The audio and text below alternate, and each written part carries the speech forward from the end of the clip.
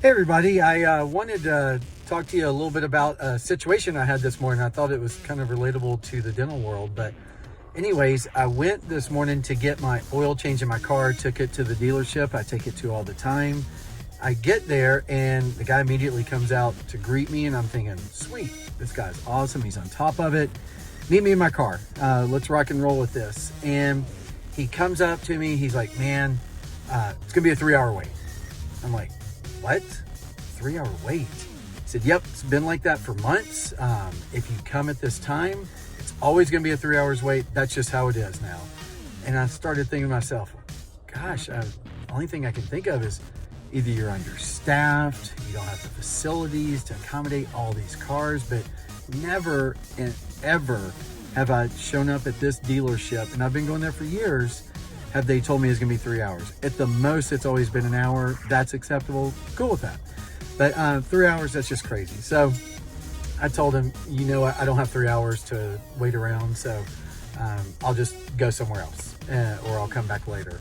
And it got me thinking, how many times in a dental office does your phone ring, we answer it, and your person up front is looking at the schedule and they have to tell the patient, you know what, it's gonna be 3 months, it's gonna be 4 months, it's gonna be 5 months before we can see you, especially the new patient.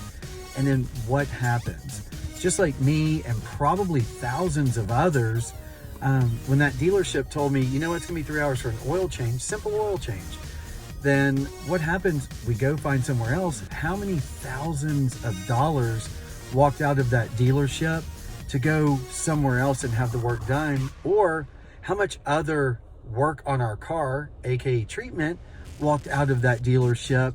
And maybe there were batteries, tires, I don't know, lug nuts, I don't know anything about cars, but what walked out? And not to mention, what about potential new car sales? What about while we're waiting, we walk around, we look at the new cars, we fall in love, we test drive, and we walk off the lot with one? Might not happen that often, but it happens. So again, how many patients are being denied coming in a reasonable amount of time because you're too busy or you don't have the accommodations for them? So I would say if you find yourself in the situation where you're having to tell a patient it's going to be 3 weeks, a month, 3 months, 6 months before we can see you, let's take a step back, take a look at our schedule. Are we scheduling the wrong procedures at the wrong times? Do we have the facilities to accommodate the patients? Because are our phones ringing off the hook because we're in such high demand that we can't see them all? Do we have the proper staff in place? Do we have enough assistants, hygienists? Do you have enough doctors in your facility to see these patients? So anyways, just something that's on the top of my mind after this morning.